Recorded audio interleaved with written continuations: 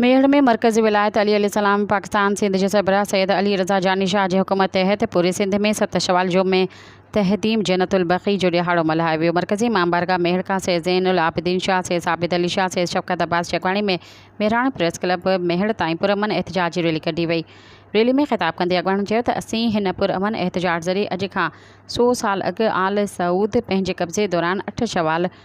1347 हिजरी में मक्की ऐं मदीने में आले मोहम्मद सल्लल्लाहु अलैहि वसल्लम जे पाक रोज़न ऐं जन्नतुल बक़ी असहाब रसूल सल्लल्लाहु अलैहि वसल्लम ऐं उम्महातुल मोमिनीन असहाबुर रसूल सल्लल्लाहु अलैहि वसल्लम के मिसमार करण जी गैर अख़लाक़ी ऐं गैर शरई अमल जी सख़्त लफ़्ज़नि में मज़म्मत कई था। हिन पुरदर्द अमल जे करे पूरे आलम इस्लाम जे करोड़े मुसलमाननि जी दिलनि खे मजरूह कयो वियो। असीं वज़ीर आज़म पाकिस्तान शहबाज शरीफ़ ऐं परॾेही वज़ीर ऐं अक़वाम मुत्तहिदा खां हिन पुरअमन एहतजाज ज़रिए पुरज़ोर मुतालबो कयूं था त सऊदी हुकूमत जे हिन अमल ख़िलाफ़ फ़ौरी तौर ते क़ानूनी क़दम खणी ऐं सऊदी हुकूमत खां पुरज़ोर मुतालबो कयो वञे त ज़ुल्म सितम सां किरायल रोज़े खे ॿीहर तामीर करायो वञे ऐं ज़ियारत तां पाबंदी ख़तमु कराई वञे त जीअं हर मुसलमान मोमिन पाक मज़ारनि जी ज़ियारत करे सघे। सब्सक्राइब कयो अवामी न्यूज़ HD खे ऐं ताज़ा तरीन ख़बरुनि लाइ ॾिसंदा रहो अवामी न्यूज़ HD।